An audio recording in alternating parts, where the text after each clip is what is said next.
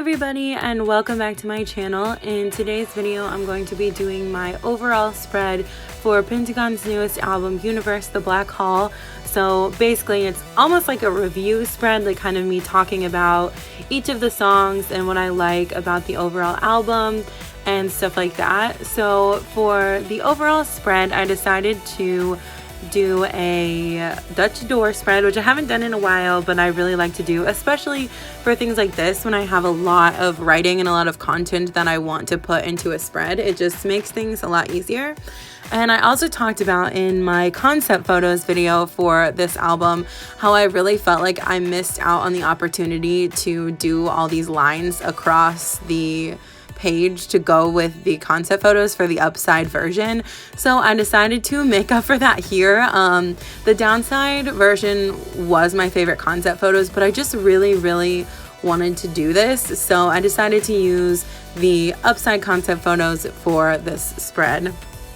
And I'm just drawing the lines all the way across, because if you've seen the photos, which you'll see in a second, it has like lasers and yarn, I think sometimes it's actual string, going across some of the photos, and it's red. So I just thought that would be a cool like tie-in and something kind of simple that doesn't like take away from the spread itself. So yeah, as you can see it there, all of the lines. I think in some photos it looks more like a laser, and in other photos it looks like an actual string, but it doesn't really matter. Either way, it's red lines. So that's what I was kind of trying to emulate there. Also, you may notice that I'm sort of trying a new filming setup for my spreads. It definitely takes a lot more time. And I'm also trying to do some real-time clips as well, instead of it all just being sped up to a certain amount.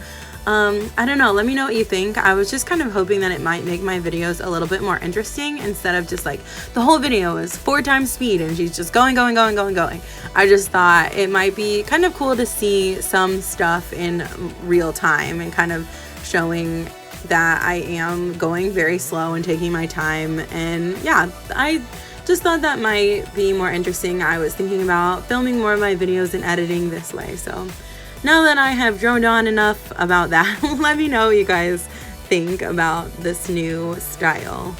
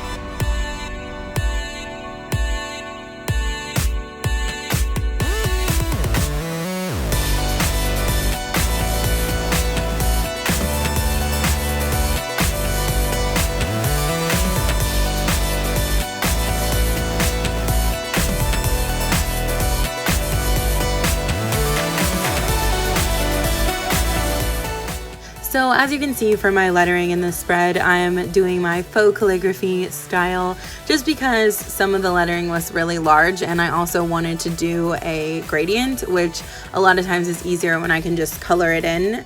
And so I'm going back in with my Copic markers to color in the gradient from black to red.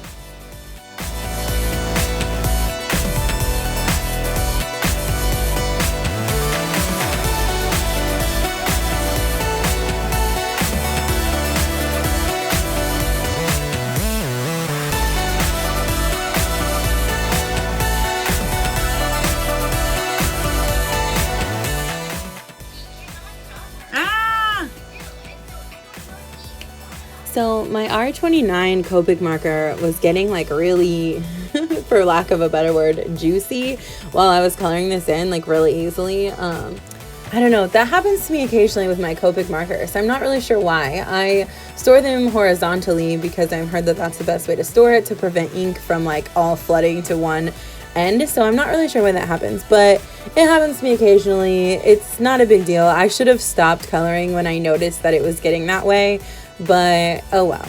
I figure out how to cover it up later, so it's fine.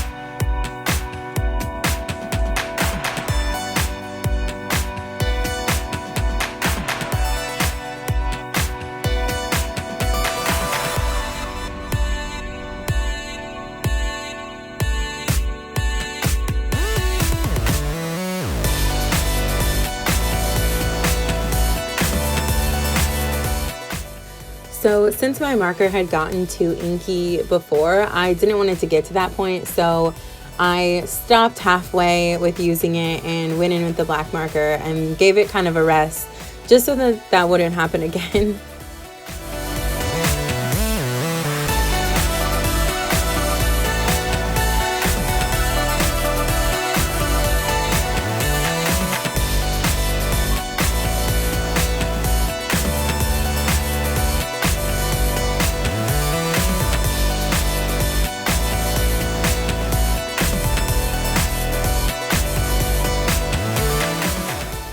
So I didn't originally do like white gel pen highlights on these letters, and I always intended to. I just didn't do it right away because I really wanted the ink to dry before I went over it, because sometimes I feel like I don't wait long enough for the alcohol ink to sink into the paper, and then the gel pen almost sinks in too, and then it looks kind of like pink or like whatever color is underneath it, it's sort of like soaking up. So I wanted to wait longer, and then I kind of forgot, so you don't actually see it in this video, but I did go back and add it later. If you see my post on Instagram, you'll see it.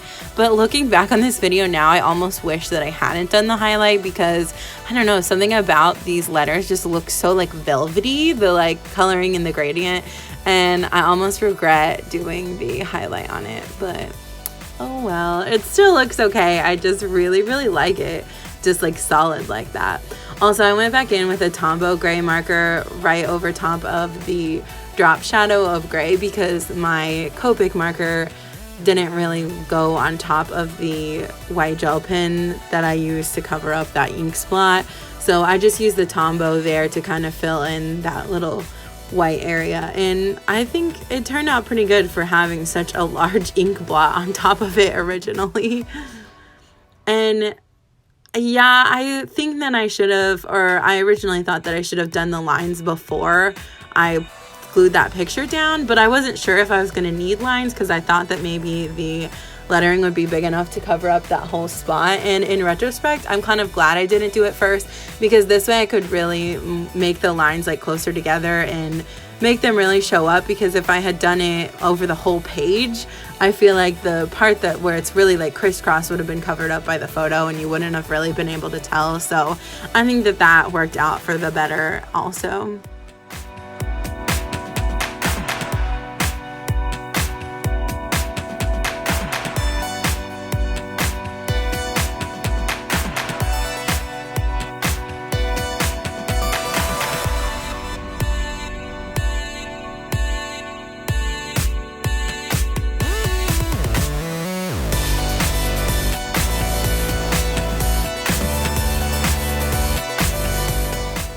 Oh, and I totally forgot to talk about this. So in my last video, I talked about how I ran out of spray adhesive, as I typically tend to, and then I use a glue stick forever because I'm too lazy to go get some spray adhesive. Well, I did get some spray adhesive, but I also wanted to try a tape runner instead. I am usually super type A about my spreads, and I want like every little teensy tiny corner to be stuck down perfectly, which is why the spray adhesive works really well for me. But I feel like a lot of people don't do that. Like when I watch other YouTubers that do journaling, they just use like a tape runner and they just deal with the fact that some pieces aren't completely stuck down. And it was so much less time consuming, and I still feel like the spreads look really good. I don't know why I'm so weird about that. So I decided to use a tape runner on this, and I think it still turned out fine. I think the fact that not every little corner is completely stuck down is just something that I maybe need to get over because I feel like this went so much more smoothly. It was less messy. I didn't have to worry about it. So I think I'm going to do this for a while and see how I like it.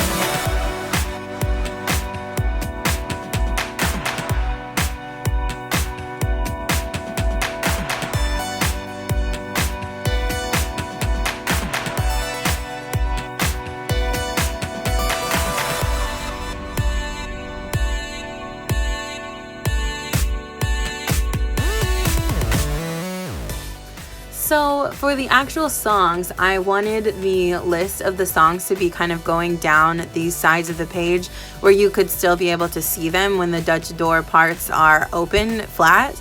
And then when you kind of lift them up, that's my thoughts about it underneath. So I'm kind of sketching out some lettering for each one of the songs going all the way down both sides of the spread, and then after that I'm going to use the space next to it to write my thoughts about that specific song.